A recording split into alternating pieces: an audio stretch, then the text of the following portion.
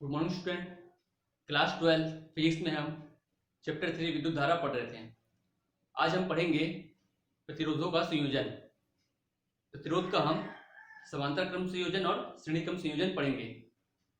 विद्युत उपकरण में हम प्रतिरोध को अलग अलग तरीके से यूज करते हैं।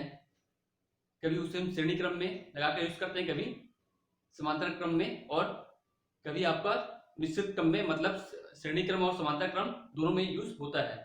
तो आपका जो परिणामी प्रतिरोध है वह किस प्रकार प्राप्त होता है हम देखेंगे। पहला हम देखते हैं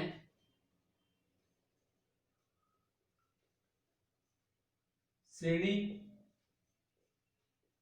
क्रम संयोजन। श्रेणी क्रम संयोजन में आपका हम दो टर्मिनल लेते हैं। ये टर्मिनल ए है, ये आपका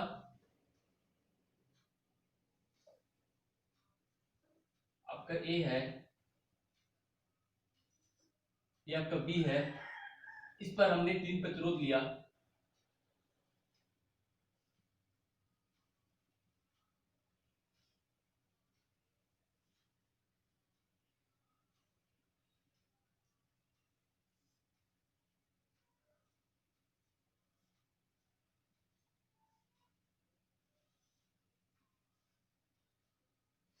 इसका प्रतिरोध आपका है R1, इसका प्रतिरोध है आपका R2, इसका प्रतिरोध है आपका R3।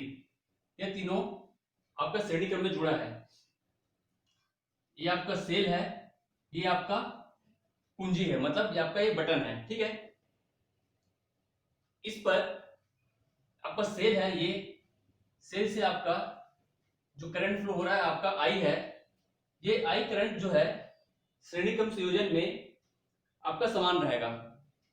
यहां पर देखिएगा जो प्रतिरोध R1 है इसका अंतिम सिरा दूसरे प्रतिरोध के प्रथम सिरे से जुड़ा है, वैसे ही आपका R2 प्रतिरोध का अंतिम सिरा तृतीय प्रतिरोध के प्रथम सिरे से जुड़ा है। तो हम इसे इस प्रकार लिखेंगे,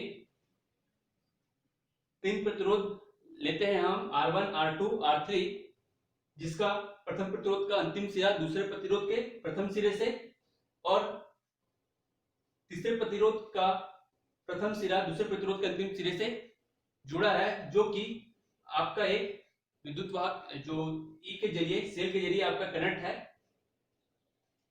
ई से आप हमारा क्या होता है, करंट आई फ्लो होता है। इस श्रेणी क्रम संयोजन में जो करंट जो बहेगा R1, R2 और R3 में जो धारा का मान रहेगा वह समान रहेगा। श्रेणी क्रम संयोजन में धारा का मान आपका समान रहता है। ये करंट I जो है इसे I बहते हुए आपका इस प्रकार ये I करंट हमें प्राप्त होगा, ठीक है। लेकिन श्रेणी क्रम संयोजन में आपका विभवांतर जो है वह हमारा चेंज हो जाएगा। माना A और B के बीच विभवांतर आपका है 20 वोल्ट है, ठीक है। इसके बीच प्रतिरोध R1 के सिरों के बीच विभवांतर आपका V1 है, R2 के मध्य विभवांतर आपका होगा V2 और R3 के मध्य आपका होगा विभवांतर V3। तो हम लिख सकते हैं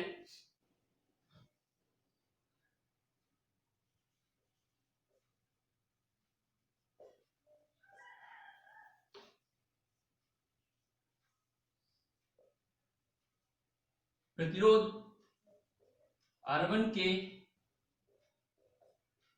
सिरों पर विभवांतर हमारा क्या प्राप्त होगा, V1 इक्वल टू, हमारा क्या होता है, V equal to i r होता है। तो हम किसे क्या लिखेंगे, V1 equal to I R1। उसी प्रकार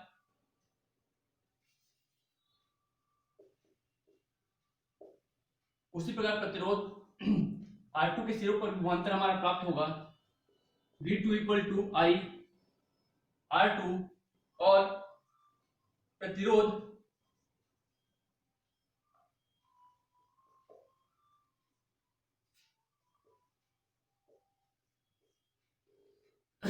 इसके सिरों के बीच विभवांतर हमारा प्राप्त होगा IR1, इसके सिरों के बीच विभवांतर प्राप्त होगा IR2 और R3 के सिरों के मध्य विभवांतर जो हमारा प्राप्त होगा वो हमारा होगा V3 equal to I R3। I सभी जगह हमारा क्या है, समान है, इस कारण हमारा, और ये प्रतिरोध आपका इस प्रकार हमें प्राप्त होगा। तो हम क्या लिख सकते हैं,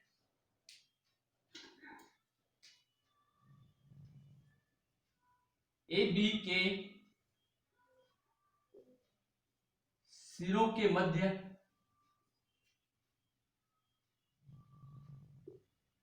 कुल विभवांतर हमारा क्या होगा, V इक्वल टू हमें प्राप्त होगा V1 प्लस V2 प्लस हमारा होगा V3।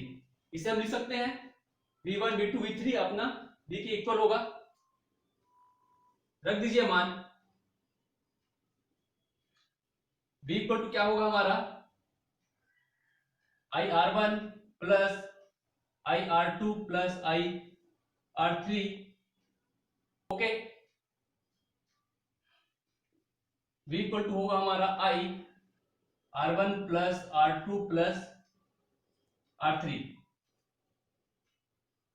और हम तुल्य प्रतिरोध AB के सिरों के मध्य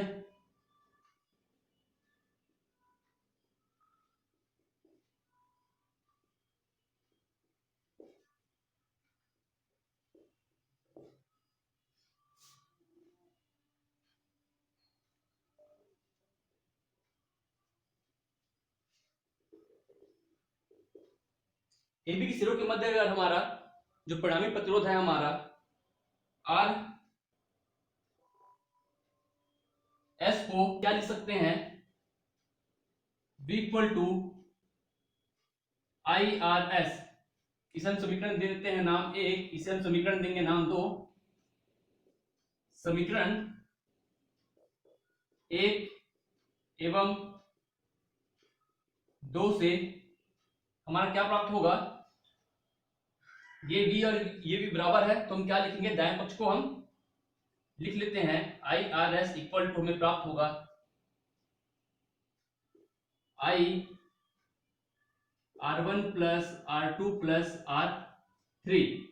तो हमारा परिणामी प्रतिरोध जो होगा हमें प्राप्त होगा, ये हमारा कट जाएगा R1 plus R2 plus R3। Okay, अतः श्रेणी क्रम संयोजन में जो तुल्य प्रतिरोध होता है, परिणामी प्रतिरोध जो होता है, वो प्रत्येक प्रतिरोध के योगफल के बराबर प्राप्त होता है। यदि प्रतिरोधों की संख्या n हो तो हम इसे क्या लिखेंगे, हम इसे लिख सकते हैं RS equal to R1 plus R2 plus R3 equal, ऐसे जाते जाते हमारा क्या आएगा RN। n यहां पास आएगा, ओके, क्योंकि हमारा संख्या में वृद्धि हो रहा है, n प्रतिरोध है, तो हम इसे लिख सकते हैं RS इक्वल टू, हमें जो मिलेगा I इक्वल टू 1 से स्टार्ट हो रहा है और कहां तक जा रहा है हमारा, n तक जा रहा है। इसे हम लिखेंगे R I। ओके, तो इस प्रकार यह हमारा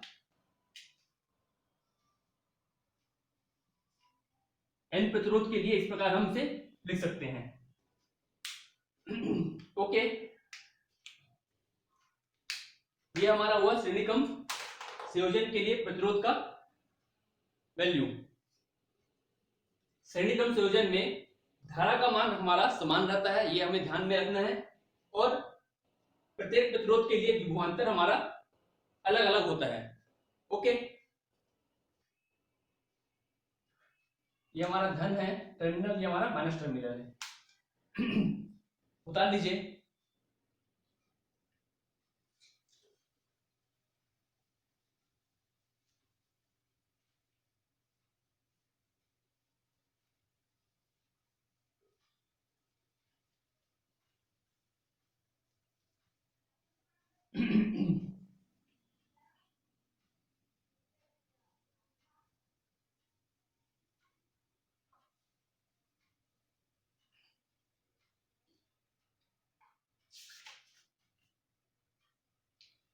अगला हम देखते हैं समांतर क्रम संयोजन। समांतर क्रम संयोजन में आपका जो डायग्राम बनेगा,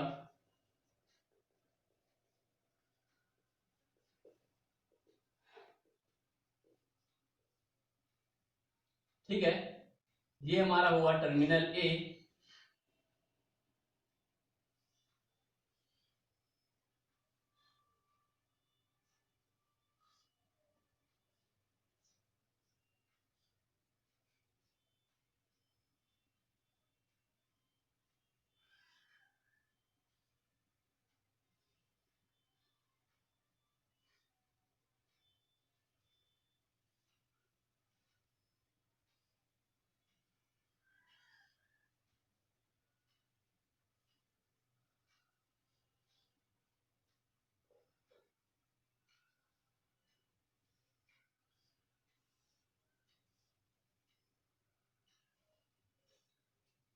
समांतर क्रम संयोजन के लिए ये आपका होगा, ये आपका सेल है, ये आपका कुंजी है, यह धन टर्मिनल है या माइनस टर्मिनल है, यहां से आपका करंट फ्लो होगा आई, ये आपका प्रतिरोध है R1, R2 और R3, यह धारा यहां से आई करंट फ्लो होगा, तब यह तीनों प्रतिरोध हमारा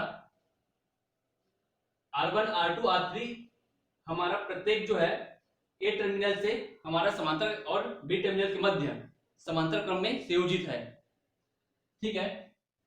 ए R1 का प्रत्येक सिरा ए और अंतिम प्रथम सिरा ए से और अंतिम सिरा प्रत्येक प्रतिरोध का बी से कनेक्ट है। तो यहां पर हमारा क्या होगा, आई यहां तक आने के बाद यह हमारा करंट जो है तीन भागों में I1,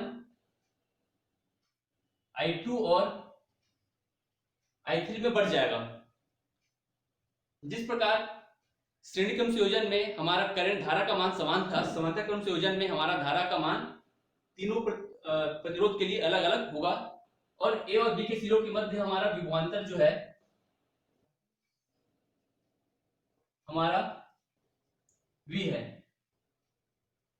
ओके, इस प्रकार हम कह सकते हैं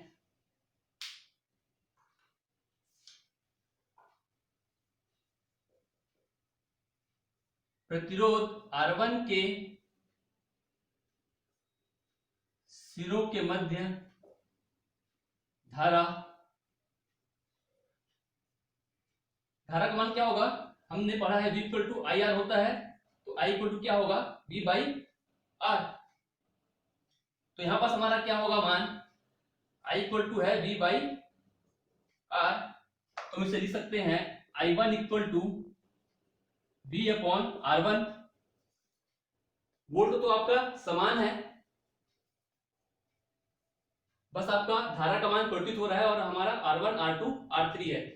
तो इस R1 प्रतिरोध के लिए हमारा धारा का मान V equal to i V upon R1, उसी प्रकार प्रतिरोध R2 के लिए धारा का मान हमारा होगा I2 equal to V upon R2 और इसी प्रकार प्रतिरोध R3 के लिए हमारा धारा का मान होगा I3 upon V equal to R3। Okay, अब हम देख लेते हैं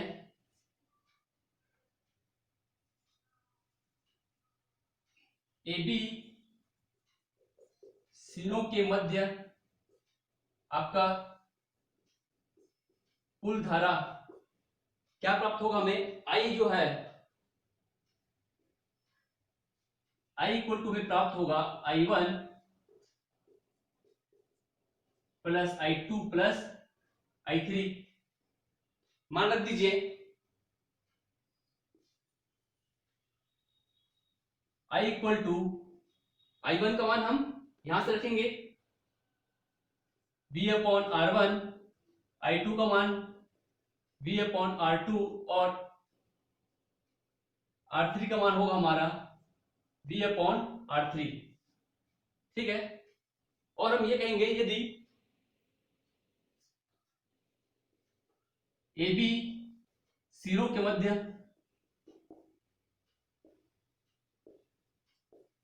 वोल्ट क्या है, वोल्टेज आपका विभवांतर V और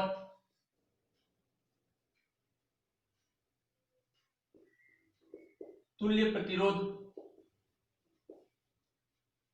आपका आज P हो तो हम क्या बोल सकते हैं,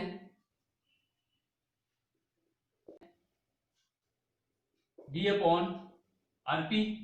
तो धारा हमारा होगा V अपॉन RP होगा। इसे हम देते हैं समीकरण 1, इसे हम समीकरण देते हैं 2। फिर से यहां पर समीकरण 1 एवं 2 से तुलना करने पर हमें क्या मिलेगा,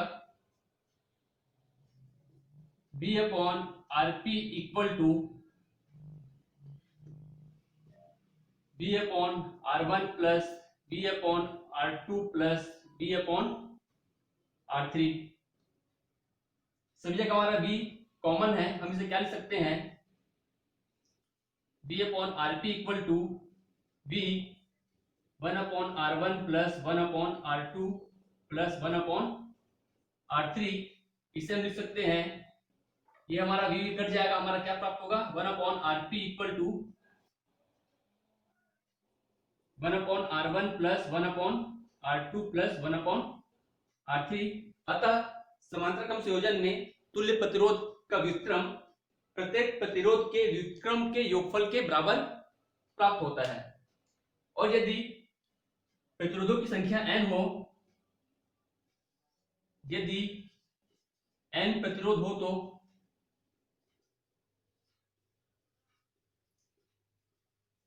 हम इसे क्या लिख सकते हैं,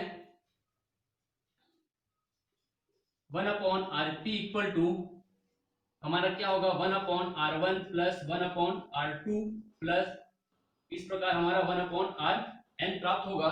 और हम परिणामी प्रतिरोध हम लिख सकते हैं, परिणामी प्रतिरोध हमें प्राप्त होगा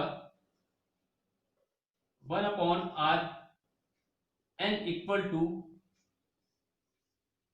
I अपॉन 1, कहां तक जाएगा हमारा, n तक जाएगा, 1 अपॉन R I। ओके, हम इसे इस प्रकार लिखेंगे।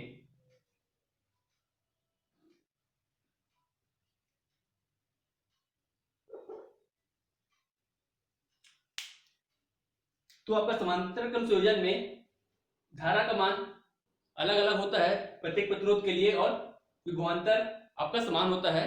श्रेणी क्रम संयोजन में धारा का मान समान होता है और विभवांतर का आपका बढ़ जाता है। ठीक है, इसे आप ध्यान में रखेंगे और ये आपका डेरिवेशन होगा, उतार लीजिए।